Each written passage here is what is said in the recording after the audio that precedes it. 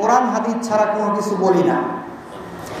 এখন এই কোরআন হাদিস বললে হয় কারো পক্ষে যায় অথবা কারো বিপক্ষে যায়।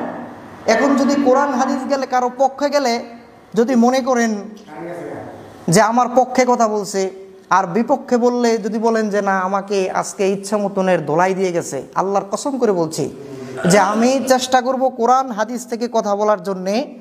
যদি কারো পক্ষে যায় আলহামদুলিল্লাহ, বিপক্ষে গেলে আমিও সংশোধন হব ইনশাল্লাহ। রাজি আছেন না? ইনশাল্লাহ। তো প্রথমেই আজকে ভূমিকার মধ্যে আমি জুমার সম্পর্কে কিছু কথা বলি। যে আজকে জুমার দিন রাসূল সাল্লাল্লাহু আলাইহি ওয়াসাল্লাম বলছেন যে জুমার দিন হচ্ছে 7 দিনের মধ্যে সর্বশ্রেষ্ঠ দিন। জুমার দিন কি 7 দিনের মধ্যে শ্রেষ্ঠ দিন। এবং হাদিসের মধ্যে এই কথাও বলা হয়েছে যে জুমার দিন হচ্ছে সাপ্তাহিক ঈদের দিন। অনেকে আমরা মনে করি গরিবদের ঈদের দিন, এটা কিন্তু সম্পূর্ণ ভুল।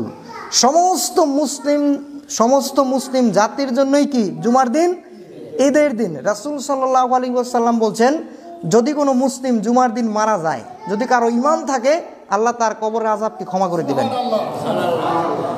আর যদি জুমার দিন যে ব্যক্তি সবার আগে মসজিদে আসে, সকাল সকাল সুন্দর করে গোসল করে পায়ে হেঁটে মসজিদে আসলো, আল্লাহ রাসূল বলছে ওই ব্যক্তির আমলনামায় একটা ওট কুরবানি দিলে যতটুকু সওয়াব হবে তার আমলনামায় এতটুকু সওয়াব আল্লাহ দিয়ে দিবেন। তাহলে যারা আমরা গরিব, টাকার কারণে কুরবানি দিতে পারি নাই, এটা আমাদের মনে একটা ব্যথা, একটা কষ্ট। কিয়ামতের মাঠে যদি আপনি বলেন যে আল্লাহ আমি তো টাকার কারণে কুরবানি দিতে পারি নাই, আপনি আমাকে দারিদ্র বানিয়েছেন, আল্লাহর কাছে এই কথাটা যেন না বলতে পারেন, সেজন্য আজ থেকে 1450 বছর পূর্বে আপনার আমার নবী মুহাম্মদ সাল্লাল্লাহু আলাইহি ওয়াসাল্লাম এই কথা বলে দিয়েছেন যে যারা গরিব তারা যদি জুমার দিন বা ধনী হোক যেই কোনো ব্যক্তি যদি জুমার দিন সবার আগে আসে, তার আমলনামায় একটা ওট কুরবানি দিলে যতটুকু সওয়াব হবে এতটুকু সওয়াব আল্লাহ দিয়ে দিবেন। আবু দাউদ শরীফের মধ্যে আসছে আল্লাহর নবী বলছেন যে ব্যক্তি জুমার দিন সুন্দরভাবে গোসল করে, যদি কারো ফরজ গোসল হয়, নরমাল গোসল করা ভালো করে বুঝেন, এগুলো হচ্ছে কোরআন হাদিসের কথা, এগুলি কোনো গল্প কিচ্ছা কাহিনী না।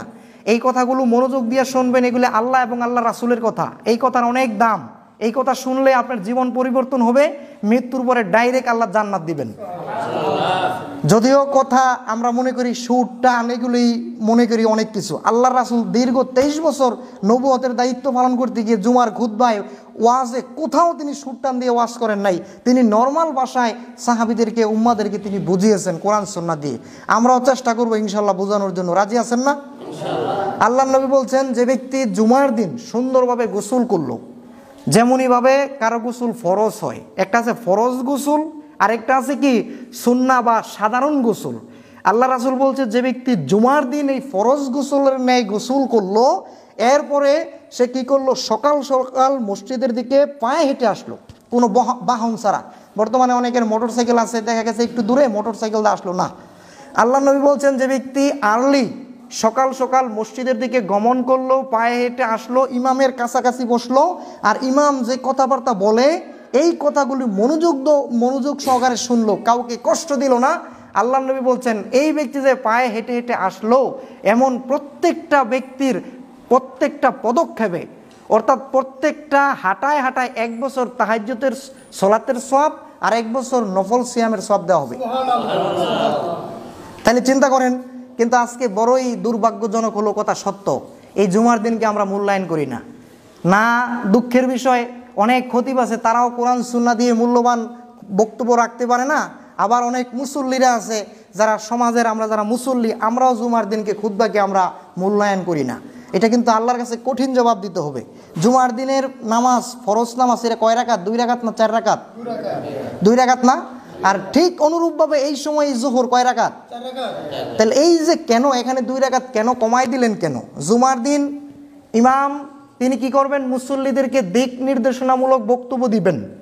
ইমাম এখান থেকে কর্মসূচি যেইভাবে আগামী জুমা আসা পর্যন্ত মানুষ আমল করতে পারে এমন কিছু কোরআন সুন্নাহ থেকে মুসল্লিদের সামনে উপস্থাপন করবেন, যেন গোটা সমাজ, গোটা 1 সপ্তাহ আমরা আমল করতে পারি। কিন্তু দুঃখের বিষয় অধিকাংশ সমাজের মুসল্লিরা বা আলেমরা বা মসজিদের খতিব সাহেবরা এরা ইমামতি করে, ইমামতি করতে গিয়ে খায়, ঘুমায় আর নামাজ পড়ায়, এদের আর কোনো দায় দায়িত্ব নাই। মনে রাখবেন কাল কিয়ামতের মাঠে এই ইমামদেরকে আল্লাহর কাঠগড়ায় দাঁড়াতে হবে যে তুমি ইমাম মানে নেতা, তুমি নেতৃত্ব দিবা কোরআন সুন্নাহ দিয়া, আর যারা সমাজপতি আছে তারা শাসন করবেন।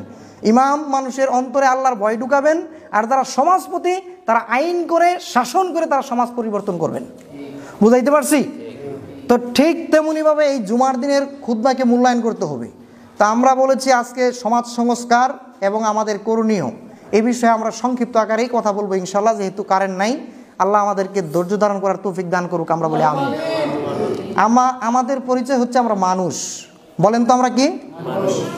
আর মানুষ কখনোই আপনার একা বসবাস করতে পারে না।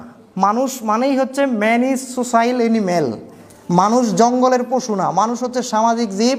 মানুষকে দলবদ্ধ হয়ে সমাজের মধ্যে একসাথে মিলেমিশে বসবাস করতে হয়। নাকি মানুষ গিয়ে জঙ্গলে বসবাস করে? মানুষ কোথায় বসবাস করে? সমাজে না? তো এই সমাজটা যেহেতু আমাদের, ভালো করে বুঝেন, এই সমাজটা যেহেতু আমাদের, আর এই সমাজের ভালো মন্দ এটা আমাদেরকেই দেখতে হবে, না অন্য সমাজের মানুষে এসে এখানে দিক নির্দেশনা দিবে? যেহেতু সমাজটা আমাদের, এই সমাজের ভালো মন্দ, আদেশ নিষেধ, সমাজের কোনটা ক্ষতি কোনটা উপকার, এমন দিক নির্দেশনা কাদেরকে দিতে হবে? আমাদেরকে না? না আকাশ থেকে ফেরেশতারা এসে এই দিক নির্দেশনা দিবে না। এখন যদি মনে করেন যে না, আমরা চাই আমাদের সমাজকে আমরা পরিবর্তন করব, আমরা সত্যিকার অর্থে চাই যে আমরা আমাদের সমাজ সংস্কার করব, তাহলে কিছু নিয়ম, কিছু নীতি, কিছু শর্ত আছে। যদি এই শর্তগুলো মুসলিম সমাজ যদি মুসলিম সমাজ এই শর্তগুলি পূর্ণ করতে পারে, ইনশাল্লাহ ওই সমাজগুলো আদর্শ সমাজে বিবেচিত হবে ইনশাল্লাহ। এক নম্বর হচ্ছে, একটা সমাজ চালাতে হলে সমাজের নেতৃত্ব লাগবে অবশ্যই, নাকি? সমাজের নেতৃত্ব লাগবে না? একটা স্কুল বলেন, একটা কলেজ বলেন, যেই কোনো জায়গায় সমাজ বলেন, একটা মসজিদ, এমন প্রত্যেকটা জায়গা, সেখানে কি লাগবে? নেতৃত্ব লাগবে। কি লাগবে? সঠিক নেতৃত্ব। যিনি সঠিক নেতৃত্ব দিতে পারেন, আর গোটা সমাজ একতাবদ্ধ হয়ে ওই নেতার আনুগত্য করবেন। যদি নেতার বিরুদ্ধাচরণ করে, নেতা একটা বলে আর অনুসারীরা, গোটা সমাজ যদি তার বিরুদ্ধে ক্ষিপ্ত হয়ে যায়, তো কখনোই সমাজ পরিবর্তন হবে না। এটা হচ্ছে জাহিলিয়াতের সবচেয়ে বড় একটা সমস্যা।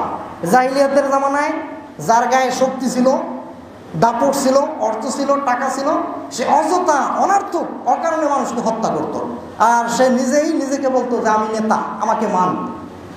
তো এমন যারা যোগ্য অভিজ্ঞ, যারা নেতৃত্ব দিতে পারেন, এমন লোক থাকবে সমাজপতি, এরা নেতৃত্ব দিবেন, আর গোটা সমাজ এরা ওনার অনুগত থাকবেন। উনি কি বলে এগুলি আমরা শুনবো। আর